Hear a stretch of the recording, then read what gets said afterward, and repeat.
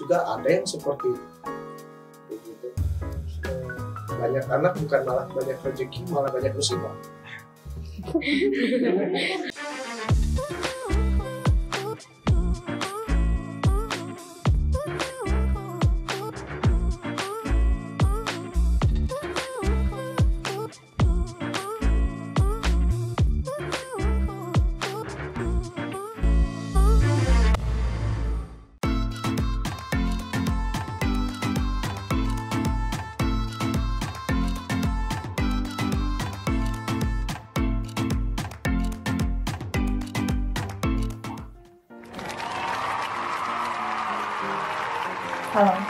Halo. Halo. Baik, di segmen 3 ini adalah segmen utama dari program ini. Segmen diskusi, jadi saya harap teman-teman semua, bapak-bapak dan kakak-kakak semua bisa memberikan argumennya. Nah, saya akan memberi pernyataan. Jika teman-teman setuju, tunjukkan tanda ini. Jika tidak setuju, tunjukkan tanda ini.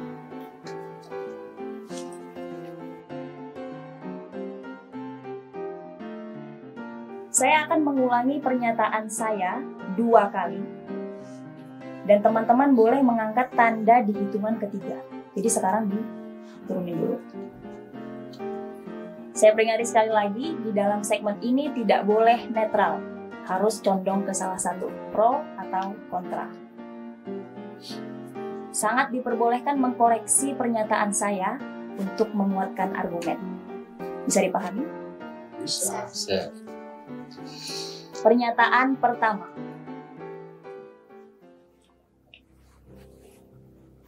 Banyak anak, banyak rezeki. 1, 2, 3.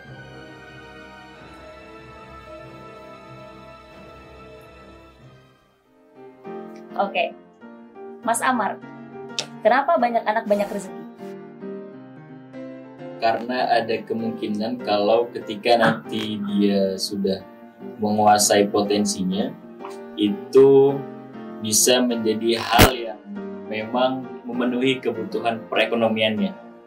Gitu. Karena memang dari kecilnya sudah dibiasakan ilmu untuk memenuhi standar perekonomian. Kalau Mbak Tasya? Anak itu investasi dunia akhirat.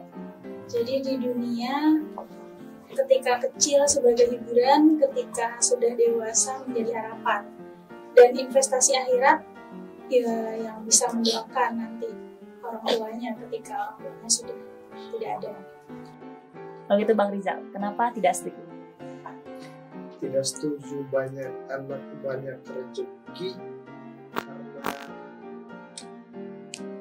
karena tidak semua yang punya anak ya rezekinya banyak begitu.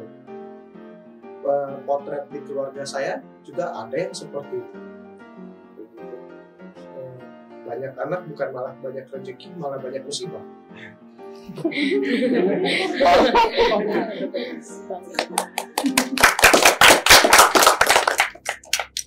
Pernyataan kedua.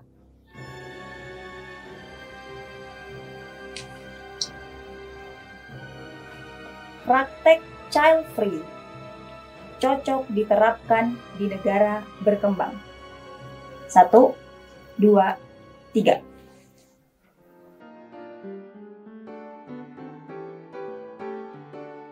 Kalau Mbak Maria? Setuju juga sih, karena di populasi khususnya di Indonesia sendiri kan sudah sangat banyak ya.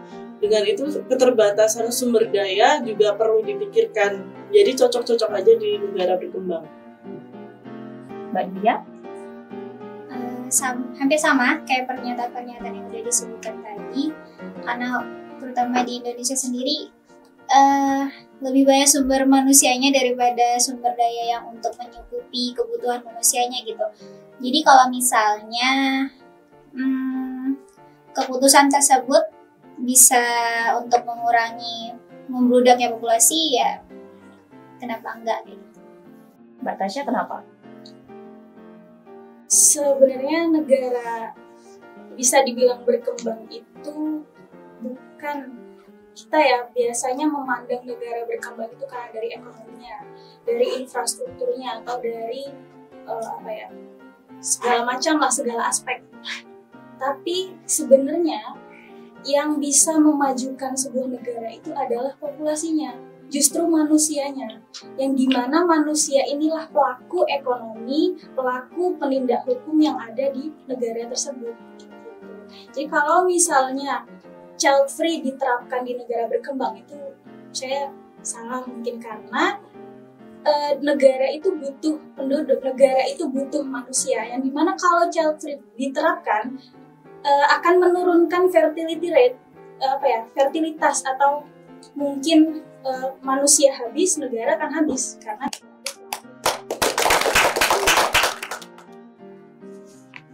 pernyataan ketiga.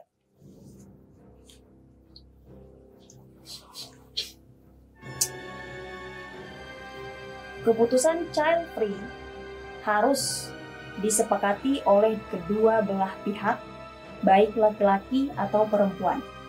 1, 2, 3. Oke, setuju semua nih kayaknya. Setuju. Iyalah. Oke, karena setuju semua, sekarang saya coba untuk jadi yang kontra ya. Coba-coba. Oke, Mas Amar. Yang hamil dan melahirkan itu kan perempuan. Betul. Kenapa kedua belah pihak yang harus setuju? Kenapa tidak perempuan saja? Oke. Karena di situ kita sudah berangkat dari memang menyepakati untuk child free. Karena memang di situ terjadi hal semacam itu karena memang dimulai dari kesepakatan bersama. Jadi nggak mungkin ketika mau child free itu hanya salah satu pihak, dan itu nantinya tidak akan terjadi child free itu. Pernyataan keempat. Tujuan menikah ya punya anak. 1, 2, 3.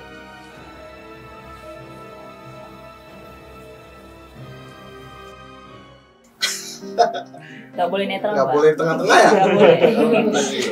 salah satu cari aman itu. Ya, adalah. Oke, wow, menarik.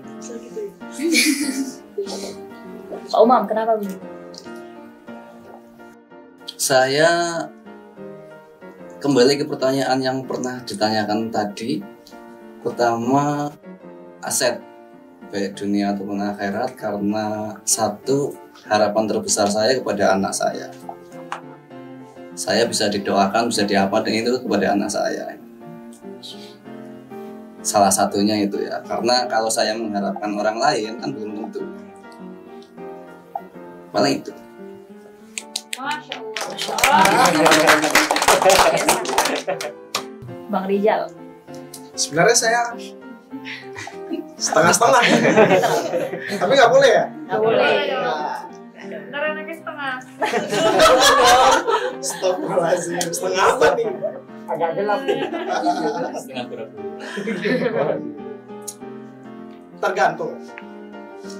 Tergantung. Apa tadi pertanyaannya?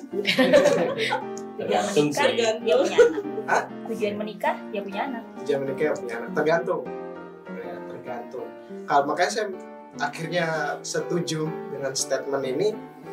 Kalau saya secara pribadi, saya siap mendidik anak saya menjadi generasi yang lebih baik.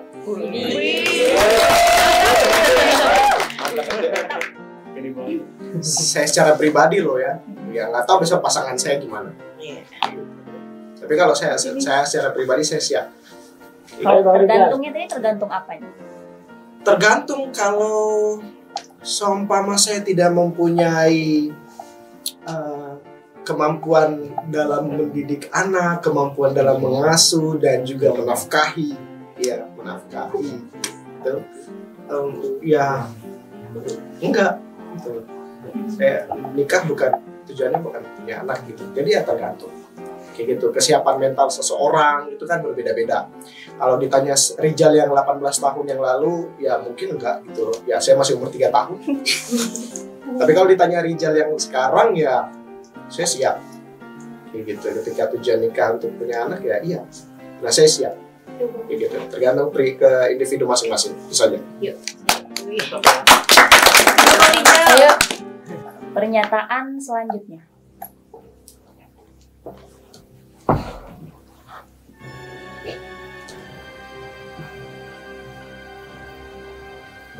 Punya anak adalah beban. Saya ulangi. Punya anak adalah beban. 1, 2, 3. Mas Rizal? Harus di tengah-tengah saya. Ayo Mas Rizal. Punya anak adalah beban. Oke, wah tidak setuju semua nih. Kontra semua. Satu suara semua kali ini. Oke, punya anak. Berarti punya anak tidak beban ya? Setuju nih? Di sini semuanya. Punya anak tidak beban. Tapi punya anak itu bukannya malah membebani kita secara finansial nantinya, secara fisik, secara mental. Enggak. Kalau Mas Rizal? Saya kebanggaan orang tua saya soalnya. Bukan beban nih. Berarti kalau perspektif dari seorang anak, menurut Mas bukan beban. Mas bukan beban. Saya bukan beban, karena saya belum punya anak. Iya kan? Saya berbicara karena saya mewakili anak. Oke, kalau misalnya Mas punya anak, kira-kira beban nggak dia? Saya belum bisa menjawab secara pasti ya. Kalau saya tidak bisa nge-treat dia dengan baik, mendidik dia dengan baik, pasti bakalan jadi beban dong. Pasti. Ini orang udah jadi beban di keluarga, beban masyarakat lagi. Iya kan? Kalau saya nggak tahu cara treatment anak, gitu, cara mendidik anak, kayak gitu kan. Karena banyak potret keluarga yang seperti itu.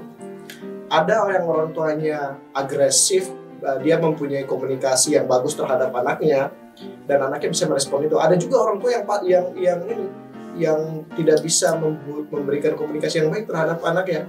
Akhirnya menimbulkan salah pahaman, menimbulkan bahasa komunikasi yang tidak seimbang antara orang tua dan juga anak gitu. Itu statement dari saya. Sekali lagi saya tegaskan, saya kebanggaan orang tua saya. Untuk Mbak Maria nih yang sudah punya anak sendiri. Menurut saya itu bukan sebuah beban, cuman kewajiban dan amanah. Kenapa bukan jadi beban? Karena ya ada keikhlasan itu tadi buat anak. Kalau nggak ada cinta, nggak ada keikhlasan, pasti jadinya beban. Tapi karena itu dari awal sudah siap punya anak, jadinya ya udah biasa aja, dan itu pasti jadi ladang pahala buat kita gitu. Mas Amar ada tanggapan?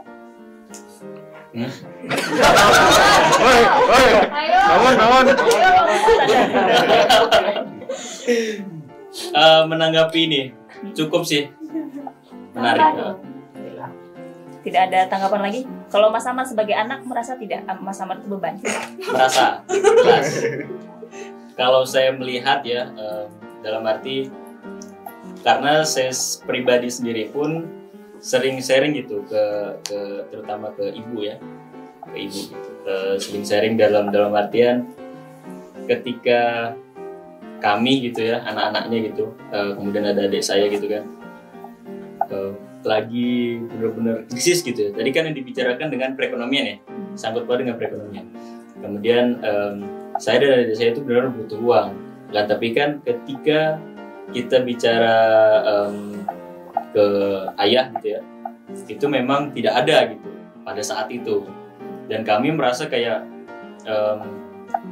kok kita minta ke orang tua gitu ya, dalam arti kita sering minta ke orang tua gitu, dan kita ya justru merasa banget gitu, maksudnya ya gimana ya, nyusahin gitulah. Oh iya, iya gitulah intinya, kerjaan editor nggak apa-apa. iya. Ya maksudnya ya begitulah. Kita itu punya intinya kita sebagai anak itu punya visi tersendiri gitu. Bagaimana emang ketika nantinya orang tua itu melihat di sisi bangganya kita aja gitu, nggak di ya tadi ya buruknya itu. Berarti dari perspektif seorang anak, anak itu beban. Berubah. Oke, tetap beban ya. Sesuai pengalaman pribadi. Tapi akhir-akhir ini enggak juga sih. Sudah menjadi kebanggaan. Sedikit sih kayaknya. Ada progres, Bro. Mungkin on progress. Pernyataan terakhir.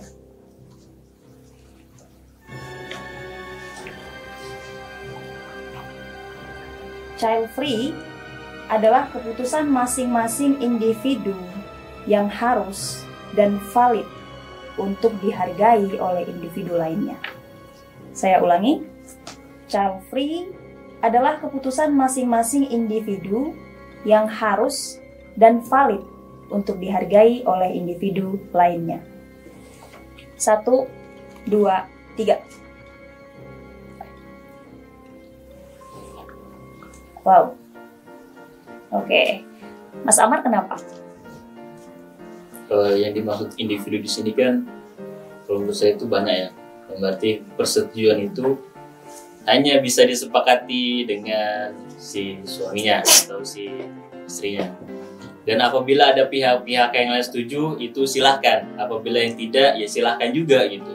Nah, tapi di situ kita juga memastikan bahwa saya dan istri saya nanti misalkan gitu ya, sepasangan ini itu setuju dengan itu, sepakat dengan itu.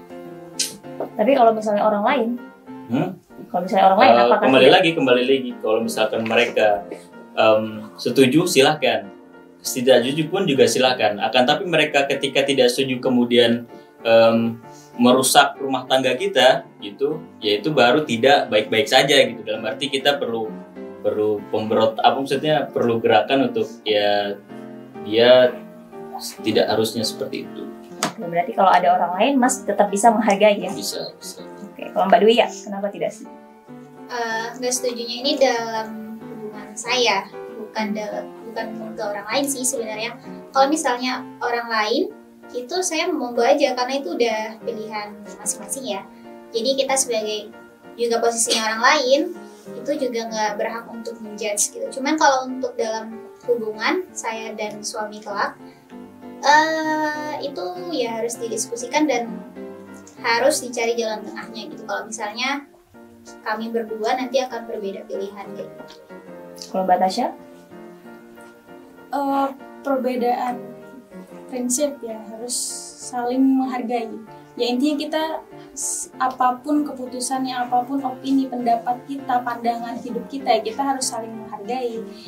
Dan cuma yang sudah memutuskan prinsip hidup untuk child free ini nggak memungkinkan gitu loh. Dia menuai stigma dari masyarakat lebih banyak, yang dimana orang yang memutuskan child free ini harus melalui kehidupan yang akan terikat dengan psikologisnya gitu, secara psikologis ya, seorang yang sudah menetapkan prinsip hidup untuk child free gitu. Terus kalau dalam Islam ya, kalau dalam child free ini tuh sebuah pandangan sekularisme. Kalau sekularisme ini memisahkan agama dengan kehidupan. Jadi seakan-akan agama itu nggak boleh ikut campur atau mengatur kehidupan manusia seperti itu. Mas Rizal, closing statement. Kunci jawaban saya sih pendidikan. Kenapa saya bilang seperti itu? Karena menghargai perbedaan itu adalah rahmat. Saya yakin mereka-mereka yang menghardik ataupun mencela ataupun bergosip ya, bahwa mereka memutuskan untuk mempunyai anak. Mungkin mereka mempunyai pendidikan tinggi kali ya, tapi attitude mereka bagi saya minus, karena tidak bisa menghargai yang namanya perbedaan. Oke.